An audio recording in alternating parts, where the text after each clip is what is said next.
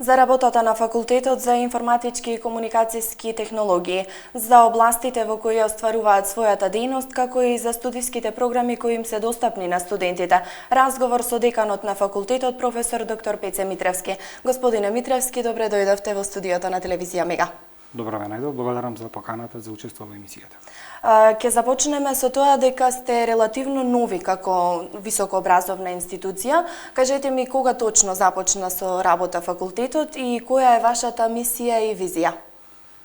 Факултетот е основан со Закон за формирање на факултет за информатички и комуникацијски технологии, кој што беше објавен дури на крајот на 2013 година, поточно во Службен весник на Република Македонија на 30 декември 2013 година. А првите студенти ги запишавме во академската 2014-2015 година, кога вкупно запишавме некаде околу 350 студенти на студиски програми кои што ги наследивме од одсекот за информатика и компјутерска техника на Техничкиот факултет во Битола и факултетот за администрација и менеджмент на информацијски системи. Накуса, ако можам да кажам, која е нашата мисија, значи континуирано образование на високостручни кадри кои што ќе можат да одговорат на предизвиците на новото време, а тие кадри се едуцираат во две области, според онаа така наречена меѓународна стандардна класификација во образованието или Фраскатиева класификација. Областите се информатика 110 и компјутерска техника информатика област 212. Која е пак нашата визија или кои се нашите амбиции? Настојуваме да се етаблираме како лидерска високообразовна институција од областите на информатичките науки и комуникацијското инженерство во овој регион, која што ќе успее да се доближи до потребите на стопанството од една страна и од друга страна ќе ги зајакне своите врски, своите контакти со реномирани меѓународни институции. Во колку области се остварува дејноста на Дејноста факултетот? на факултетот се остварува во неколку области. Впрочем, и секој факултет можеби тоа може исто да го каже. До дипломски студии или прв циклус на студии, универзитетски студии. За илустрација, во минатата календарска година, така е направен пресекот, кај нас дипломирале 137 студенти. Потоа имаме после дипломски студии или студии од втор циклус, магистри станале 22 и студии од трет циклус или докторски студии во календарската 2015 година со титула доктор на науки се стекнале 4 кандидати.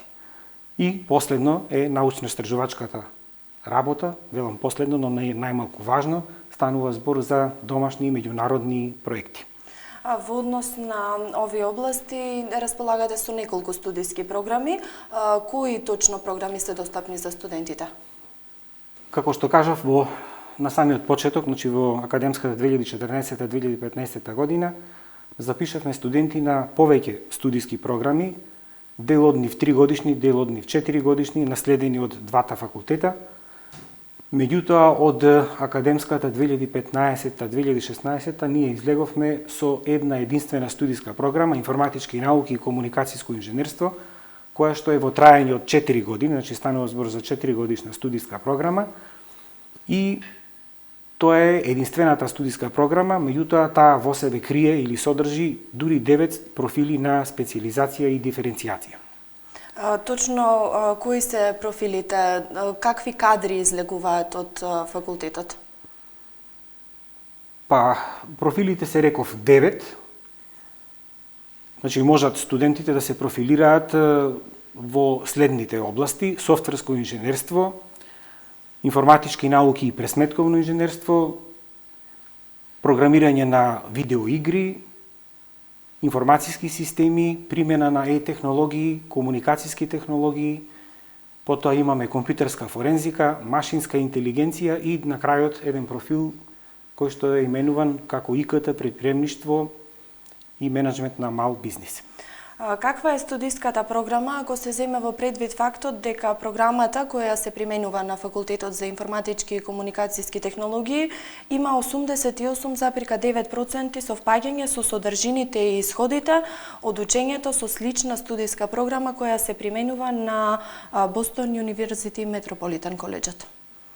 Тоа е сега еден факт кој што вие сигурно сте го ископале, бидејќи во повеќе наврати ние го споменуваме во сите прилики кои што ни се кажуваат да гостуваме вака во емисии. Бевме мотивирани од една одредба во последните измени на Законот за високо образование, кога беше кажано дека студиските програми треба да се поклопуваат барем 80% по содржините и резултатите од учењето со студиски програми кои што се нудат на оние така наречени топ 50 или универзитети кои што се меѓу првите 50 на Шангајската ранг листа.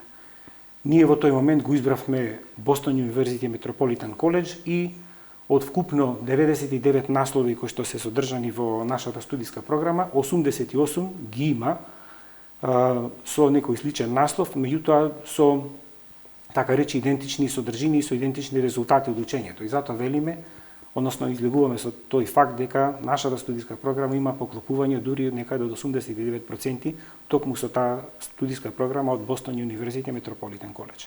Инаку предметите, само тоа да споменам, вкупно се 40, од тие 40, 22 се задолжителни предмети, а другите 17 плюс дипломската работа се изборни предмети и токму тука се крие клучот за тоа каков профил студентот може да избере, односно што ќе пишува во тој негов додаток на дипломата по завршувањето на студиите. Значи со тие 17 предмети секој студент може самостојно да избере профил по сопствена желба и да се усоврши во соодветната област. Оние претходно 9 кои што ги именував.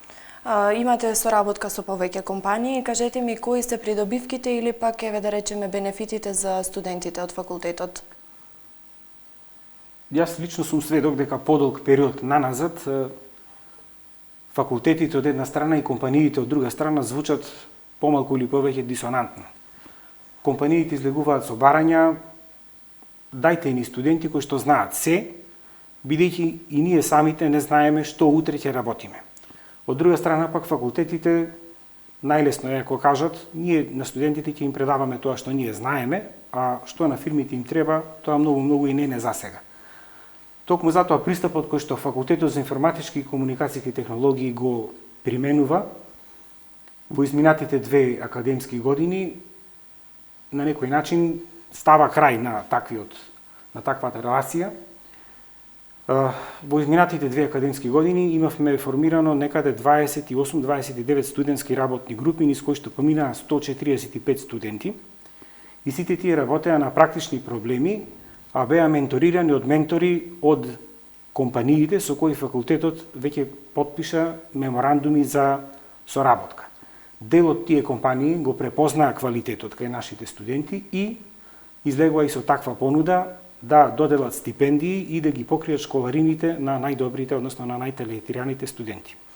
Имате веќе вакви стипендии, од кого добивате, за колку студенти? Може би, јас немав намера да споменувам компании, значи станува збор за меморандуми за соработка со повеќе од 10 компании. Први кој што излегува со таква понуда, тоа е компанијата Сивус од Скопје. Тие доделија стипендии и покриваат школарини на вкупно 9 студенти од нашиот факултет. Имате соработка и со повеќе факултети од други земји. Каква е размената на искуства со овие факултети? Реков дека една од амбициите на нашиот факултет, односно дел од нашата визија е да ги подобриме врските со реномирани меѓународни институции. Обично станува збор за некакви билатерални договори, пред се во рамки на договори кои што Универзитетот Свети Климент Охридски од Битола ги потпишал со странски универзитети, па потоа соработката слегува на пониско ниво помеѓу факултетите. Меѓутоа станува збор исто така и за програми за мобилност на студенти и кадар. Тоа се програмите Erasmus Plus и CEPUS.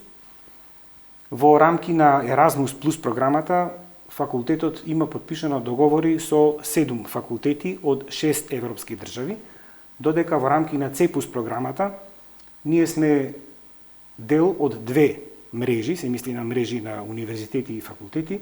Во првата мрежа имаме соработка со 18 факултети од 8 европски држави, а во втората мрежа соработка со 8 факултети од 5 европски држави. Во минатата повторно календарска 2015 година реализирани се некаде 30 месеци мобилност на студенти од нашиот факултет, значи вкупно време траење 30 месеци.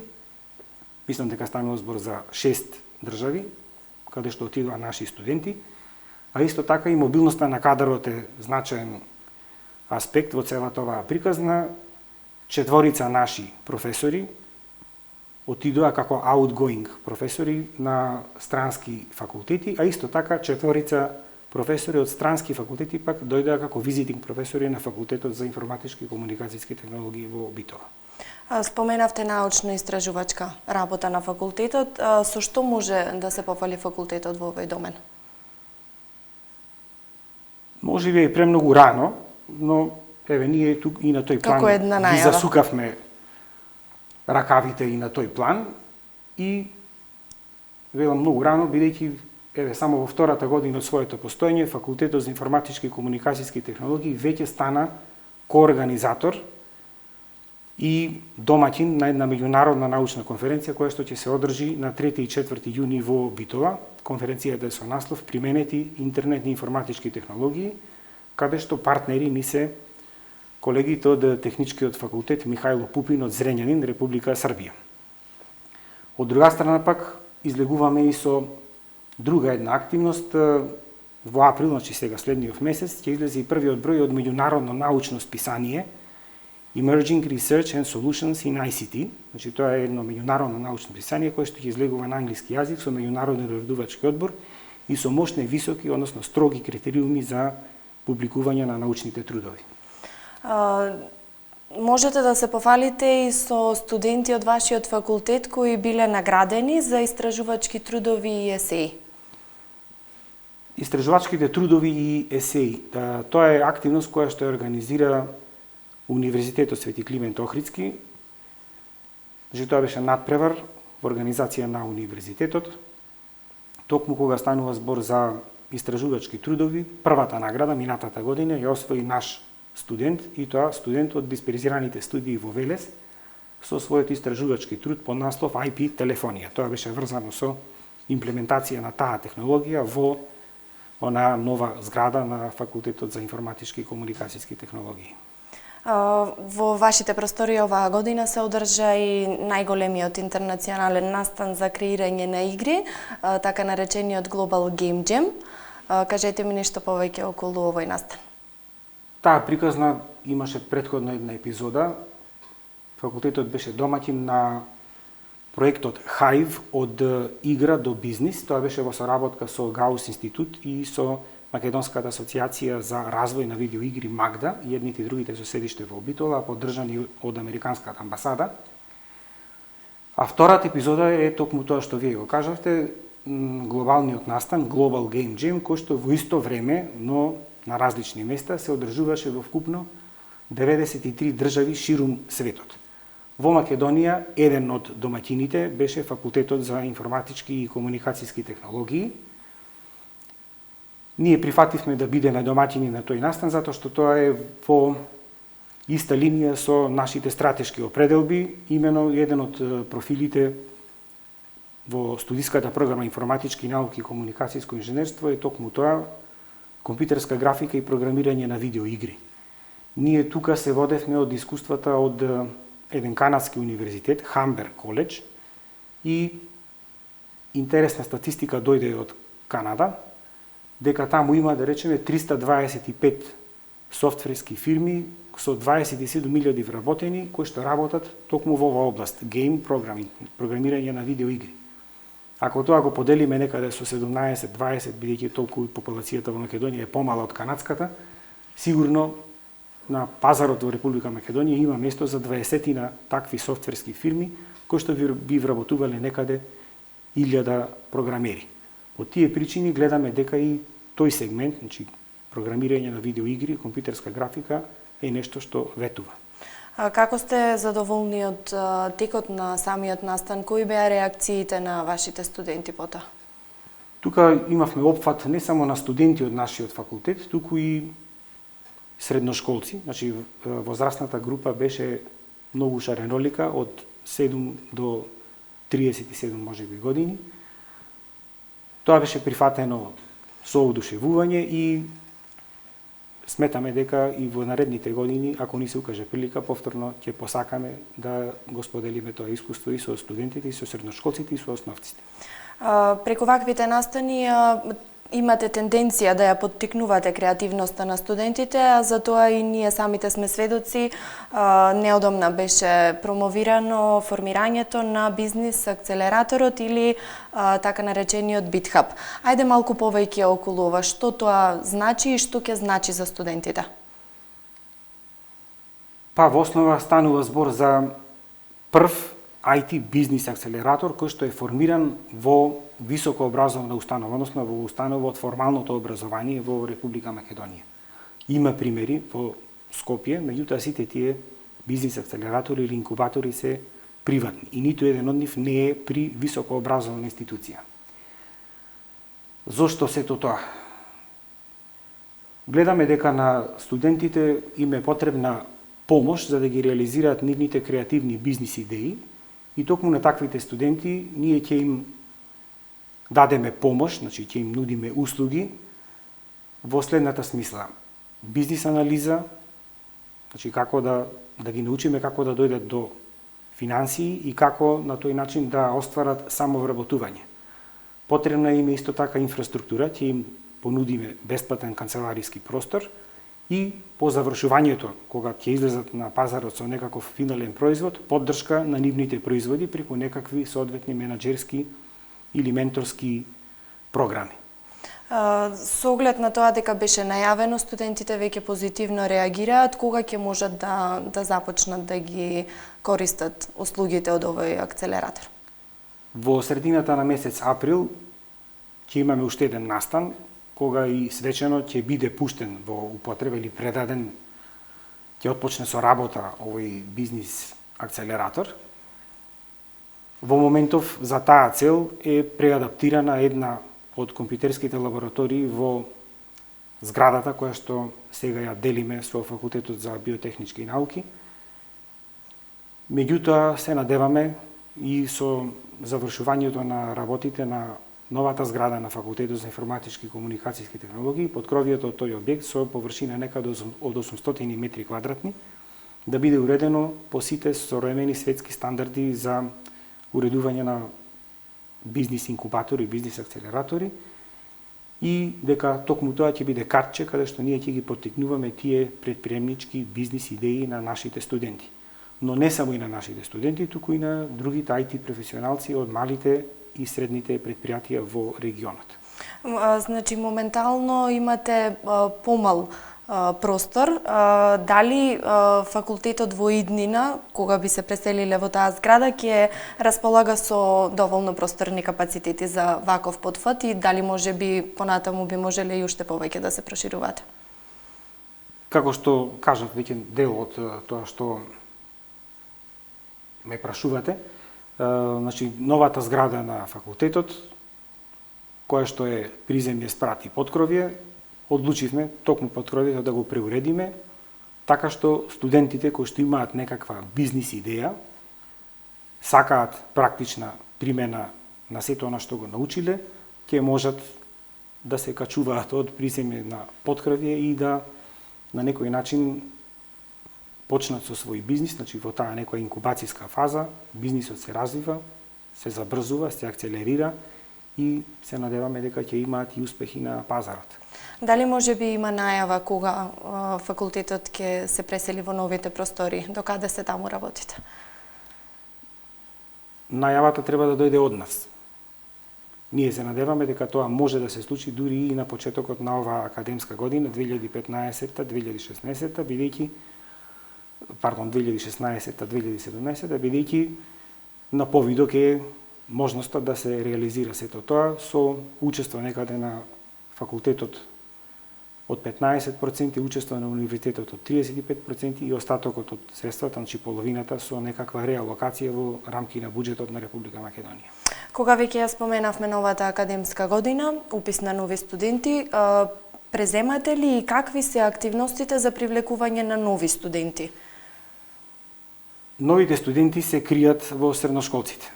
За таа цел ние организиравме посета на 20 средни училишта во југозападниот регион, значи оној регионот каде што ние зафаќаме најголем број од студентите, или како што ние неформално се изразуваме, од Струга до Струмица, тука некаде опфатот на средношколците, презентација на факултетот, меѓутоа излеговме уште со една активност, организиравме надпревар по програмирање под името Code Cup 2016 и на наше изненадување бројот на пријавени екипи е огромен. Се јавија некаде 40 екипи од овие средни училишта од југозападниот регион и мислам дека на 7 април, значи на почетокот на месецот кој што доаѓа сега пред нас, ќе се одржи презентација на сите тие трудови, односно проекти кои што ги сработиле средношколците, а на првите 3 екипи и на нивните ментори од редовите на наставниците, Факултетот за информатички и комуникацијски технологии ќе им додели таблети и паметни телефони. Кажете ми уште колка ви се квотите за академската 2016-2017 година? Тие бројки постојано се менуваат. Едно е проценка на факултетот, друго е проценка на универзитетот и на крајот последниот збор доаѓа од владата на Република Македонија. Меѓутоа ние дадовме свој предлог оваа година. Бројот на студенти ќе биде 240 студенти во државна квота, 60 студенти со кофинансирање и уште 30 вонредни студенти, така што вкупниот број на студенти во Битола би изнесувал 330. Додека на дисперзираните студии на факултетот во Велес, тие бројки се 40 во државна квота, 20 со кофинансирање и 10 вонредни. Ако ги собереме сите заедно, значи оваа година факултетот излегува со бројка од 400 ново запишани студенти. Колку за споредба во претходните 2 академски години, вкупниот број на студенти надмина некаде над 600. Кажете ми уште пред самиот крај на денешниот разговор, IT струките се едни од најбараните, како во нашата земја, така и во целиот свет. Ваше лично мислење, имаме ли доволно високо образовани кадри за да ги задоволиме потребите на нашето општество? Несомнено дека имаме. Ние постојано на некој начин умееме да кажеме дека не е толку битен квантитетот колку квалитетот. Бројот на дипломирани студенти е голем, меѓутоа во нив сигурно се кријат и големи таленти, се кријат кадри кои што на многу добар начин го оформиле своето образование и можат да се носат со предизвиците на новото време. Значи, не се сомневам дека имаме капацитет. Најголем интерес од овие профили кои што ние ги нудиме во моментов предизвикува софтверското инженерство. Значи, најлесно им се чини на студентите е да бидам програмер или да започнам со некој таков бизнис во областа на програмирањето. Меѓутоа, информатичките технологии се испреплетени во сите сфери на човековото живење, така да било која друга струка, ако ја погледнете, оваа компонента примена на информатички и комуникацијски технологии нема да изостане. Значи не се сведува се само на програмирање, туку сето тоа е испреплетено во сите пори на нашето живење. Јас тука ќе ви се заблагодарам за вашето гостување. Веќе кажавме нели дека се едни од најбараните струки, па ќе ги поканиме и средношколците, што повеќе во поголем број да дојдат, да аплицираат и да го продолжат своето образование токму на овој факултет. Ви благодарам за поканата и се надевам дека ќе имаме прилика и за некое следно учество. Почитувани гледачи, тука е крајот на денешното издание на емисијата Јавни политики. Ви благодарам за вашето внимание. Пријатно.